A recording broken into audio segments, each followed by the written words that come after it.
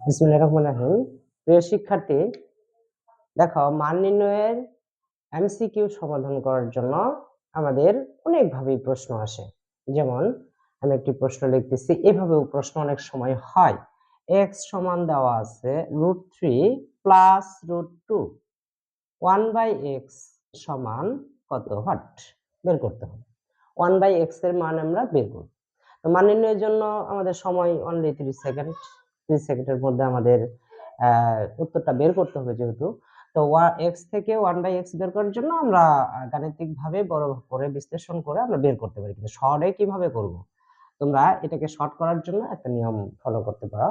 তা হচ্ছে, যখন দেখবা যে রুটের ভিতরে যে সংখ্যাটি, অর্থাৎ প্রথম রুটের ভিতরে আছে কত 3, এখানে কত 2, তো আমরা দেখতে পাচ্ছি যে এখানে দেওয়া আছে আমাদের 3 আর এখানে দেওয়া আছে আমাদের 2। তো ব্যবধান কত? 3 থেকে 2 যদি মাইনাস করি তাহলে ব্যবধান হচ্ছে কত, 1। তাহলে আমরা পাচ্ছি কত, 3 থেকে 2 ব্যবধান কত, 1। তাহলে আমরা বিয়োগ করলে বিয়োগফল আসতেছে কত, 1। যদি 1 হয়, তোমরা একটা জিনিস মাথায় রাখবা, সবসময় চিন্তায় রাখবা, যদি কখনো দেখো যে এরকম রুটের ভিতরে বিয়োগফল গুলো 1 আসতেছে, সেই ক্ষেত্রে তোমরা এটা সরাসরি 1/x এর মান লিখে দিবা √3 মাইনাস √2, অর্থাৎ এখানে যে মানটি দেওয়া থাকবে, এখানে যে চিহ্নটি দেওয়া থাকবে প্লাস চিহ্ন, যদি প্লাস থাকে এটা কি হবে, মাইনাস। x থেকে 1/x বের করতে গেলে কি হবে, প্লাস থেকে মাইনাস হবে। এখন আরো আসো আরেকটি প্রশ্ন আমরা তৈরি করি। যেমন y সমান দেওয়া আছে √6 মাইনাস √5, তো এখন 1/y সমান কত হবে?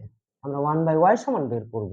তাহলে দেখতে পাচ্ছি এখানে আমাদের, আমি আগে বলেছিলাম ব্যবধানটা কত হতে হবে, ব্যবধান হতে হবে 1।